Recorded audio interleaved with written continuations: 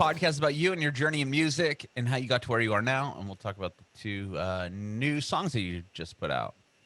Okay, dope. Yeah, yeah. Cool, man. I did read. Are you originally from the Bay Area?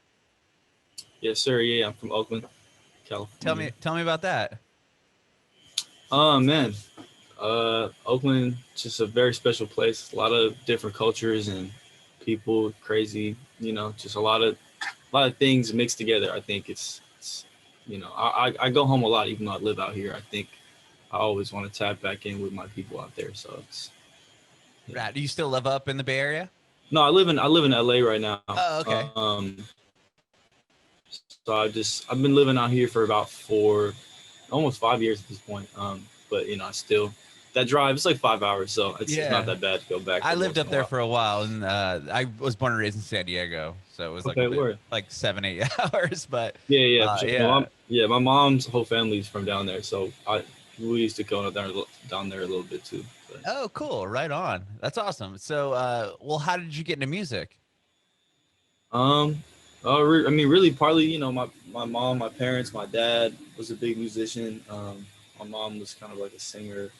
So I was Oh, kind of wow. always surrounded by it, but they were never like, oh, take piano lessons. I almost wish that they had, but thought I had that skill set. But yeah, I don't know. I was always just kind of grew up around music. It wasn't really the music that I tend to listen to, but it was just like, I think just being surrounded by people who were doing some type of music was like kind of what inspired me to be like, okay, let me go find the music that I like and try to, you know, get into creating that.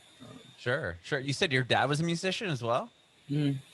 My like dad does professionally, like, or? yeah, so he went to school for music, and then he was like an opera singer. Oh, wow. So yeah, that he and then like he did like electronic music recording. Like it was very like real experimental, abstract.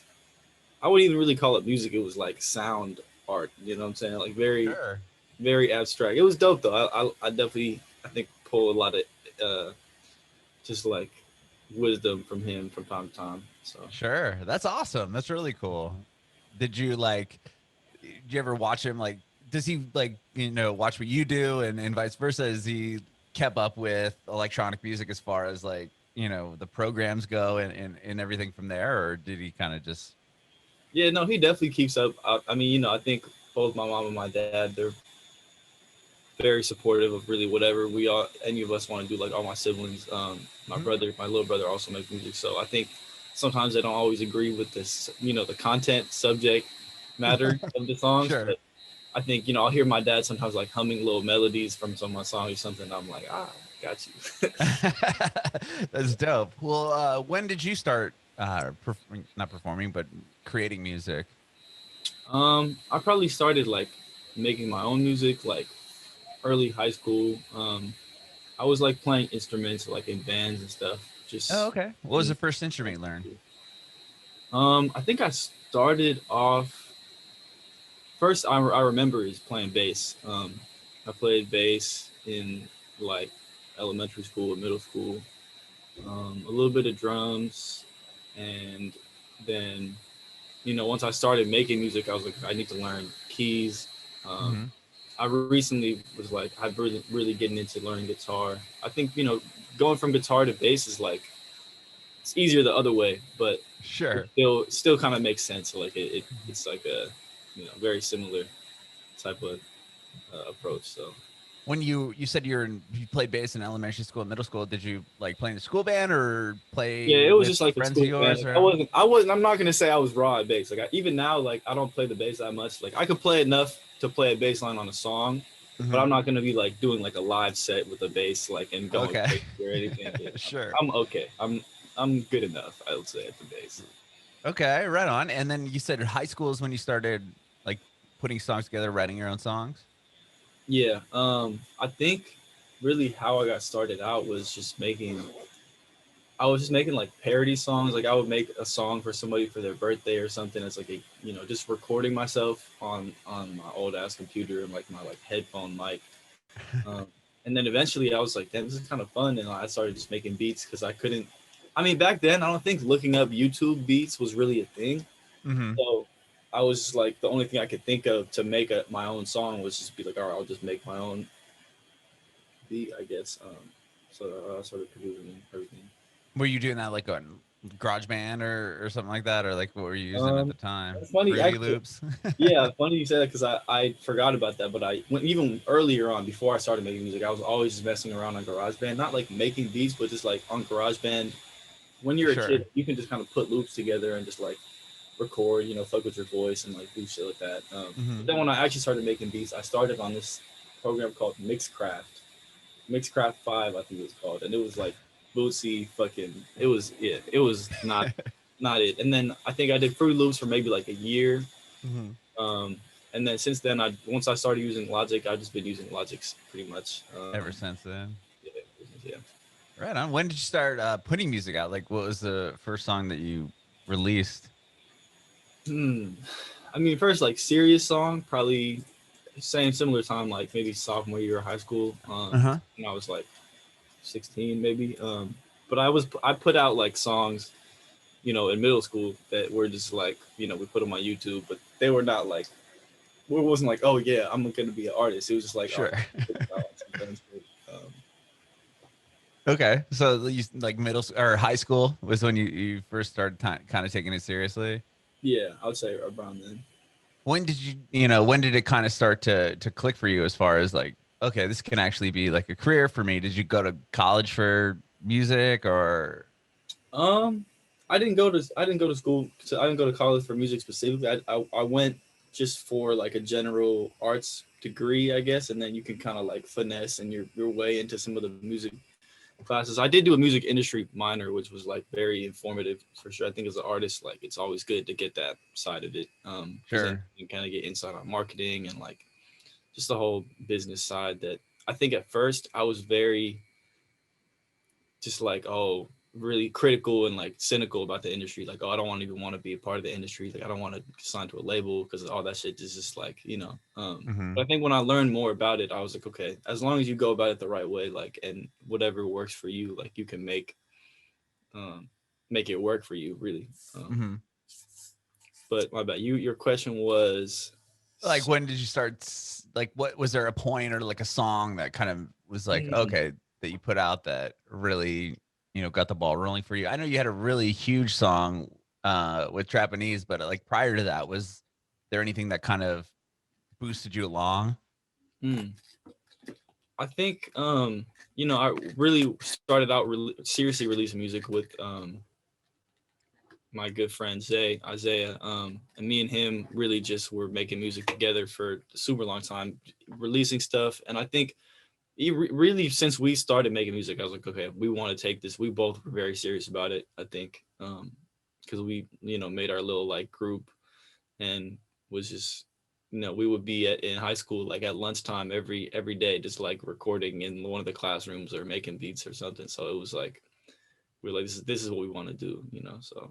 Um, yeah, I would say really just even before we put out songs, I was like, I want to do this. You know what I mean? Hmm. It's just like, Yeah, and then with like that, with the success, like tell me about gaining success on Trapanese and like how did that kind of happen? And did you have some traction prior to that, or was that kind of what blew the door open for you? I think it was interesting because me and Zay were working on our music for so long before then, and I think we were like very slowly building traction, and then I had just randomly made a song with my little brother Ricefield, and he wasn't even really like seriously making music at that time. Like he was just like, he would put out songs like, at his high school and like on some fun shit. Like, I mean, the people were definitely responding well to his songs even before that song. Like, I Hmm. think the way that song really started out going was like he was in high school, you know, um, and just people would word of mouth like from high school to high school, like, oh, this guy's making some crazy shit. Because he was, I think, the reason I feel like Trapanese does so well is because it's not a song that takes itself too seriously. You know what I mean? I think a lot of his Hmm. music is that way because he at that moment at that time wasn't like, oh yeah, I'm gonna be the biggest artist in the world or anything. He was just like, making it because it was fun and it was something that he liked to do. So I think it has that carefree and like energy to it. So when you listen to it, it makes you feel like, okay, like this makes you feel good. So that song, you know, I think it started out, yeah, like word of mouth, and then it was a lot of, you know, of course, like TikTok shit that picked up on the back end after the music video came out. A lot of people that were, you know, gamers, anime nerds, like really, I think resonated with it. So there was that kind of community that um, helped make it go viral. Sure. Yeah, but yeah. Okay, so it picked up at like later down the line because you released Yeah. it what, like in 2000, like 2018, 2019? We put that song out like 2 years before we put out the music video, and that was like Oh, really, wow. yeah. The song was out on SoundCloud in 2017, and it was like very slowly building traction. And then I think once we put it on Spotify, then it started really catching fire. And I think once it hit 1 million on Spotify, that was when we shot the music video. And the music video did like 1 million in a week, and it was like Whoa, fucking crazy. that's nuts. There was the whole thing where it got taken down because of the sample we had, and we had to put it back up and a bunch of shit. Oh, wow. Yeah. That's crazy. And but so around that same time, is that when you put out Gold? That was like, was that your first like record that you released? Oh, that was Gold was even prior. Well, I would say Gold and Trapanese came out, you know, similar, like 2018, the Okay. original when it first came out. Yeah, Gold was like before, definitely pre-Trapanese. And were you, when you released that, were you like performing or like in LA? Were you in LA at this point, or like tell me about putting that record out? Yeah, we were in LA. We were doing shows. I was still in school. Zay was fucking. He was touring because he's also a dancer, so he was, you know, doing. He was on tour with Justin Bieber doing dance work. So we were, you know, me and him were sending stuff back and forth, like really making it work however we could, and then just wanted to put it out. Yeah, that was like just I think a good time in life for sure, and I think it comes through in the music. That album, like we almost wanted to take it down because it was so old and like not as representative of like our sound now, but it's just like such a, you know, I feel like it's almost like a cult classic, like the people that, you know, fuck with us from hella long ago will listen to, and I wouldn't want to take it down because I know that people would be mad about it. At least like very small amount of people will be very mad. So I wouldn't want to make them angry, you know what I'm saying? Right. Totally. Was the next record that you put out, was that Blue? Or what happened in between the two, Gold and that record? Yeah, Aside so from Trapanese. yeah, it was like I think after Trapanese, I actually put out Arrow, which kind of I think gained a lot of traction from the Trapanese shit, all that stuff that was happening at the time. So that was just like some singles. I had some other singles too in between, and then Blue was like, yeah, like about half a year after that. And then, you know, since then I've just been putting out more singles, like small EPs. I've been doing this like kind of double-sided single thing. I call it a twingle. Oh, I like that. So the most recent one's a twingle. A twingle, yes. All right, cool. Well, what Blue came out in 2020? Yeah, it was early 2020, yeah, like February. Okay, so right before. I was going to ask you where you were when this whole virus hit and everything stopped. Yeah, it was really, man, it was right before then. I remember we had like a release party at my crib. It was hella people. And yeah, now I can't even imagine that happening. Sure. So you had a bunch of people, you had the release party. Were you gearing up to do a bunch of shows, or like how did the lockdown kind of affect you, aside from the fact that you just put a record out and now you're inside? Right. Yeah. I feel like we had some shows planned. We had, you know, I think our plan was to go on like a small tour around really mostly just California in the summertime. We were trying to put that together, but obviously didn't end up happening. I mean, I think Blue, that project has a kind of, it was almost like kind of prophetic in a way, because it's like, it's very like inside, you know, just not, I don't really know how to describe it, but I feel like the energy of that album matches the whole like pandemic and like quarantining and all that shit well. So I don't know if it was really a bad thing that I put it out at that time. Kind of ended up working out, but sure. Yeah. And then with after the, you know, you're locked inside, you started putting out the twingles. Is that what kind of happened after that, or like you're inside now, like are you feeling inspired to write? I mean, you just released a record. Yeah. What was next from there? I think what happened at that point was the next thing that we put out. I was putting out. I only recently started doing the kind of two-sided singles thing because I've been doing that as kind of like a way to build traction for the next project that I'm working on. But I was putting out, yeah, just regular kind of just loosies, like it's not loosies necessarily, but just like I was just making shit at home and just being like, I Mhm. want to put this out. Like the anime shoddy record, the other one with Ricefield, that one we made during quarantine. I actually made that one back in Oakland, and put out this one 7 ways. What else did I put out during quarantine? It was a minute that I wasn't putting anything out at all because I think I wasn't really feeling inspired. Mhm. And I also had to move back home, so I didn't have any of my studio equipment out here. Oh, So okay. we were working off the computer and the bare essentials. So it was more just like I was just making hella beats during that section and not really recording that much. Okay. But yeah, And then what took you to, I mean, you just put out a couple more singles, Cyborg and No Feelings. Like tell me about those songs. Those are pretty recent, right? hmm so those ones,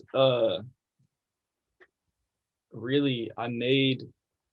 Man, when did I make those feelings? I think I kind of made them when I was because I had to move back home, because of the pandemic, and then when I was moving back out here, I was kind of like looking for a spot, trying to figure out where I was going to live at. So I was staying with friends, kind of bouncing around, like just on the figuring it out. Mhm. So I made those songs during that time period, and I think I don't know they were just like I was a similar situation where I didn't have a full studio set up. It was just really whatever I had with me.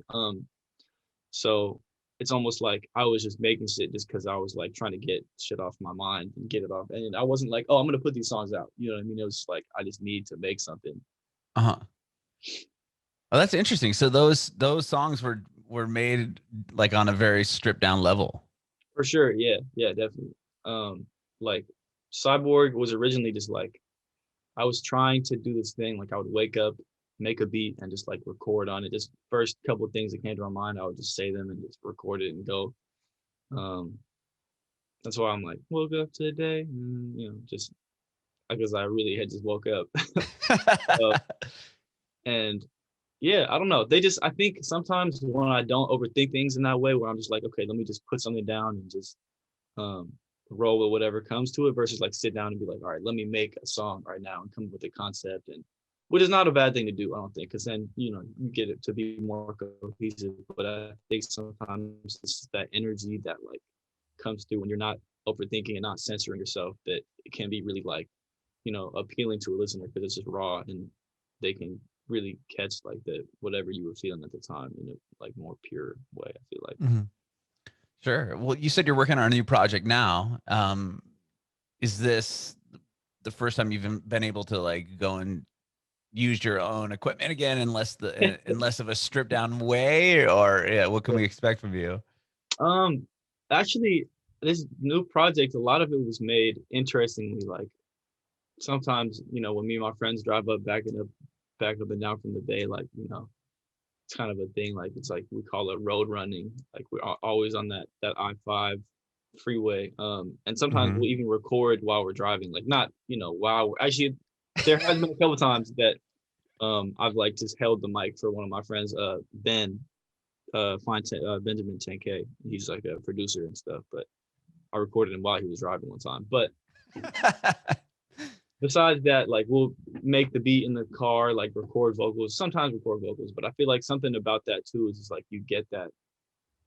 I think when you're in different situations and you're just kind of like, um, you can get different inspiration. So some of the songs on the new project I made while I was doing that, like, well, or at least the beats we made while we were driving. Oh, wow.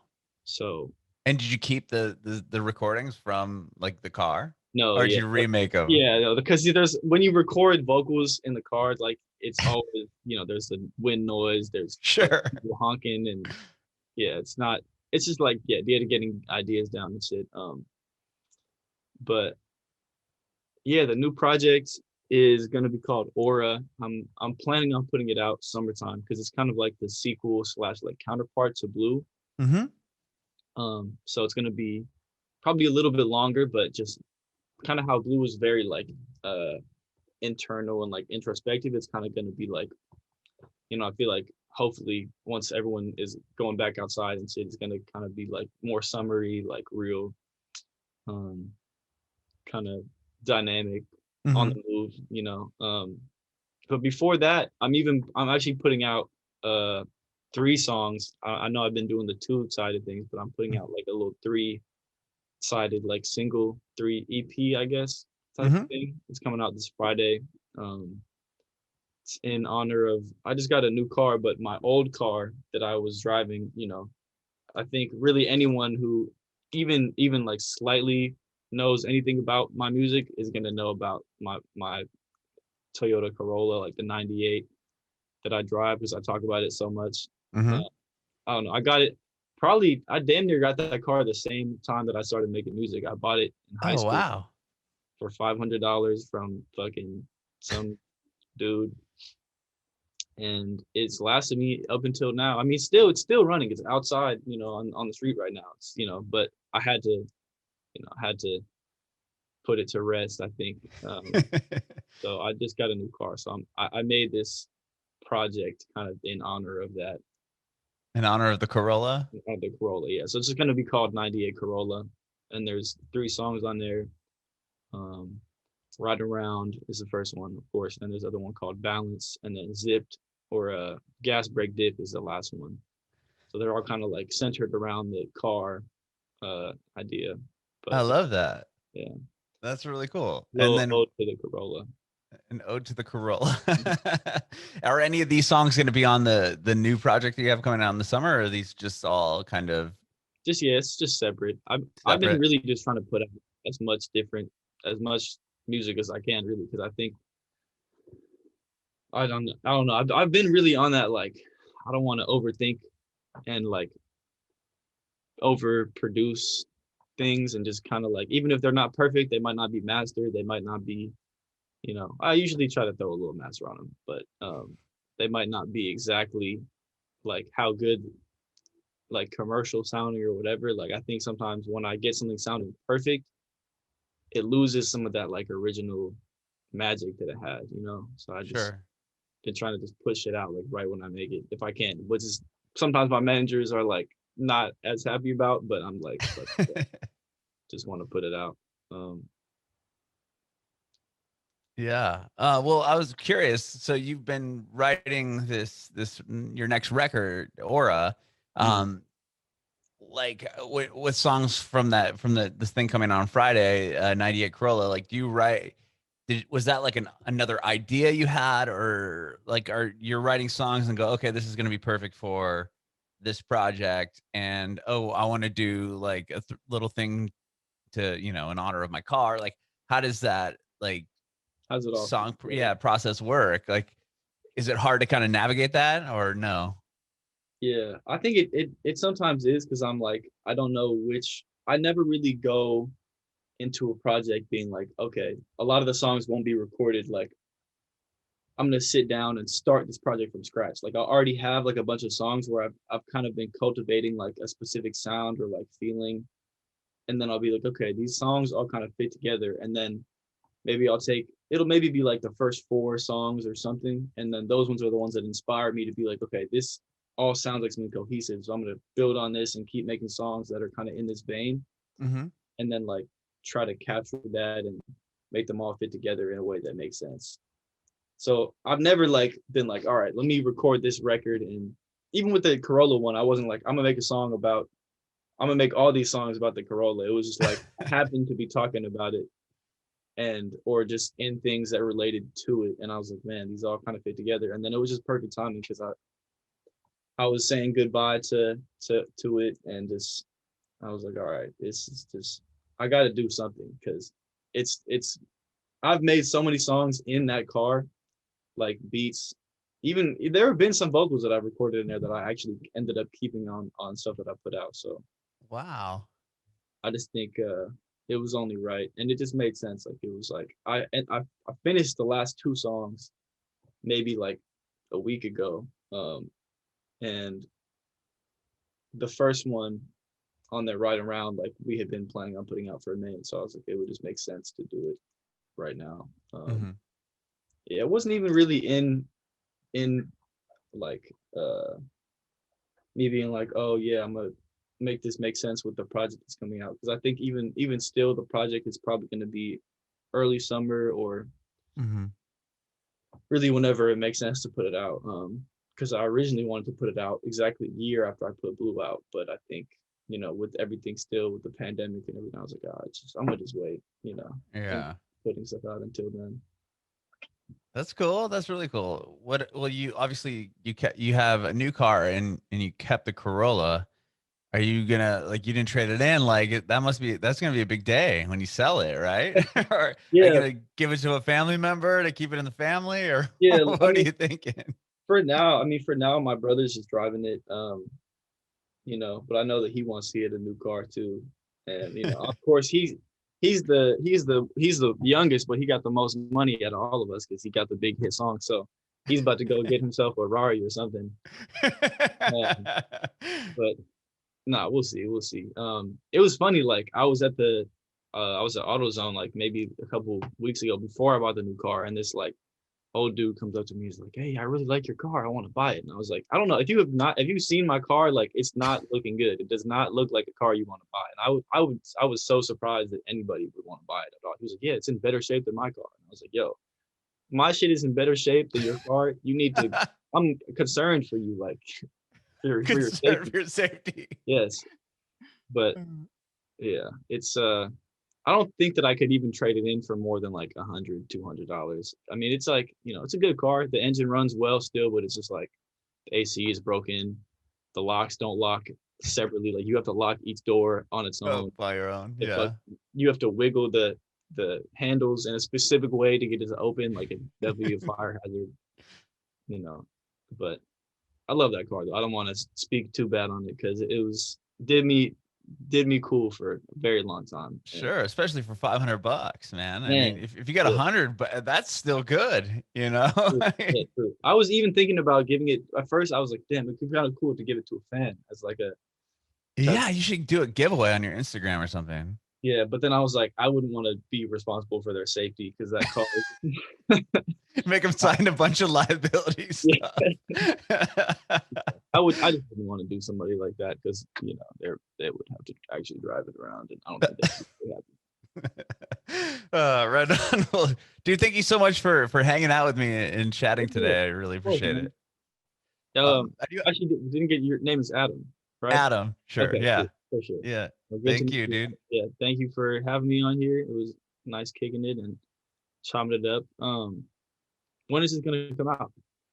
Well, real quick, let me look. Can I ask you one more question before? Oh, yeah, for sure. My bad. Sure, I'm sure. I'm Uh, breaking the fourth wall right now. oh, no worries. I just want to know if you have any advice for aspiring artists. Hmm. Yeah, definitely. I'm about to be teaching this workshop, like this production workshop tomorrow, for youth radio, which is this program back in Oakland. And I don't know. I think when I was first starting out and like wanted to be an artist, I just started out just kind of like making shit and being like, oh, I'm gonna start putting out music, I'm gonna start doing this and this. But I think what you got to do first before, or what I wish that I had done before I started just like making shit and putting shit out is like, what is it that you feel like you have to offer to the world? And like, what is it that you want your like artist message to be? Like, you know what I mean? Because I feel like, it's one thing to make good music and have something, because I think there's a lot of artists that make great music now still, but it's like, why do people like certain artists? And I feel like it's the people that are the most successful are the ones that have like a really clear something to give to people. Like, why do you really need this music? You know what I mean? Because I feel like if people don't think of music as something that you really, it's not like an essential in the world, but like we didn't have music, it's like you listen to music every day. You know what I mean? So if you're gonna uh if you're gonna listen to it, it's got to be something that you feel like is giving, you're getting something out of it. you know. So like as an artist, what do you have, what do you want to offer to the world? What do you want people to feel when they listen to your music? And I think that often can help you figure out like where you want to go, what type, how to go about making music, and your like creative process and all that shit.